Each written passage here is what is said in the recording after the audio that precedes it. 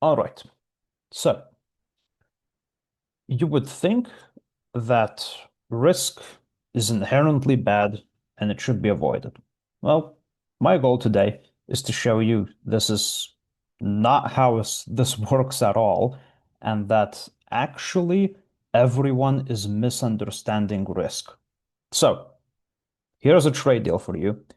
Give me 10 minutes of your time, and I'll pretty much lead you to a life without fear. So if that sounds good, let's get into it. So, what is risk? According to the dictionary, it's a situation involving exposure to danger. Right. Lots of difficult words and not much practical assistance.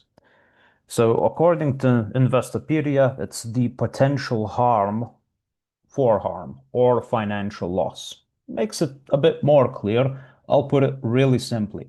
It is the fear of loss, money, opportunities, and so on.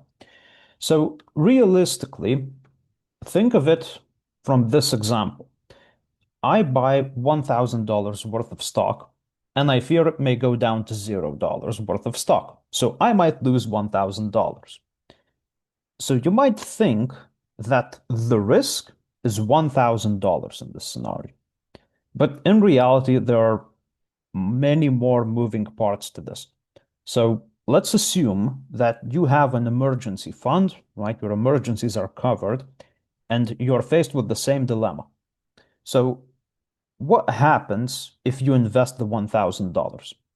Okay, you might lose the $1,000, right? You might lose it completely, but you will certainly lose a part of it every single year due to inflation in the long run.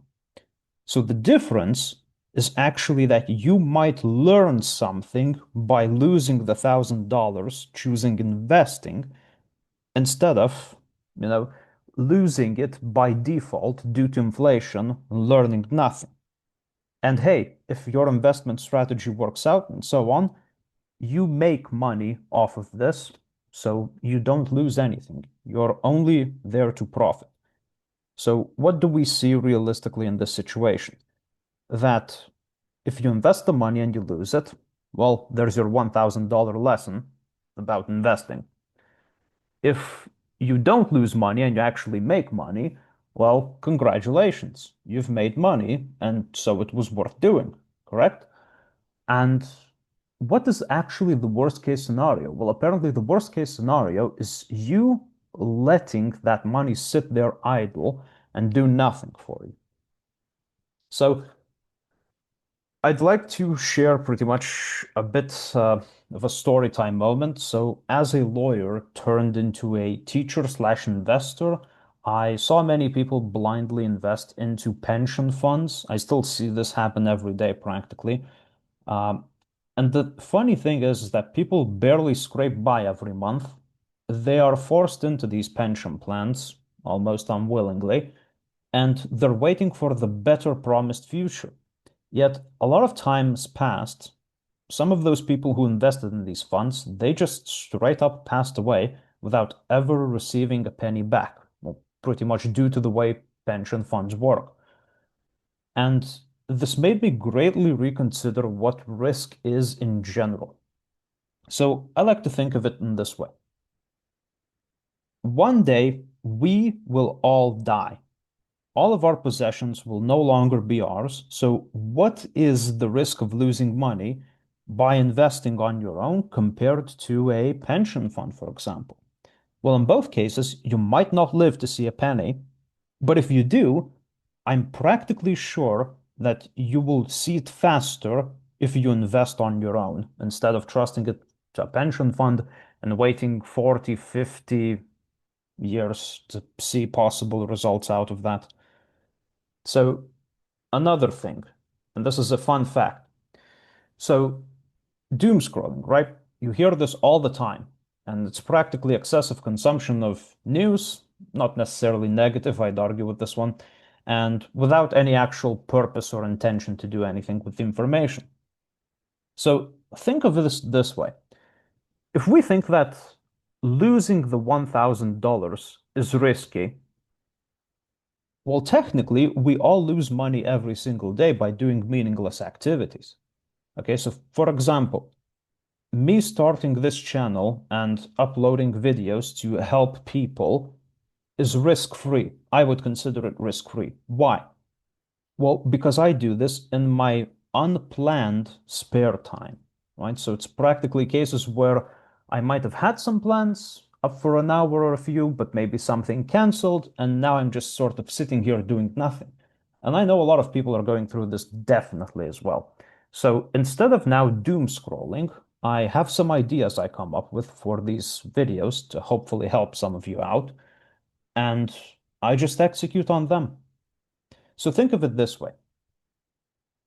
Were I would to watch TV or to scroll Facebook anyway, now I've traded TV time for the possibility of helping large amounts of people live better lives through this type of information sharing. Isn't that an absolute win? And this really brings me back to sort of idea that the most successful people I really know, they understand that safety is just an illusion, and so therefore is risk. So if this gave you a new perspective on risk, subscribe. I plan to put out more philosophical takes on personal finance and investing as well as some practical advice, how I started and how it's changed my life and how it can change yours. And if you have suggestions for the content that's important for you, I'd love to see that in the comments. So now to quickly sort of recap everything, risk is not what it seems. We've practically covered why, like in the entire video, it's sort of a fake understanding that you're actually risking something. Again, if you want to have like a short example for this, think of it this way. We're all afraid to lose the money, which we can easily earn back anyway. And yet we're not worried at all about the fact that we're doom scrolling for like a few hours every single day, meaning that we don't really value our time anyway. So moving on, the largest risk is actually inaction because it guarantees stagnation. And out of stagnation, we have an ever increasing sense of fear, essentially, in every single action we will have to take. So inaction is actually, in a lot of cases, way worse than action. And finally, understanding risk differently in this sense puts you at a massive advantage. People these days, they're just too paralyzed, not being able to take any sort of risk, even though by redefining risk, you essentially would realize that there is practically no risk involved in the action at all. So, again, hope this has been helpful, and I really hope to hear about things that would help you out. Furthermore, in the comments below. Thank you. Bye.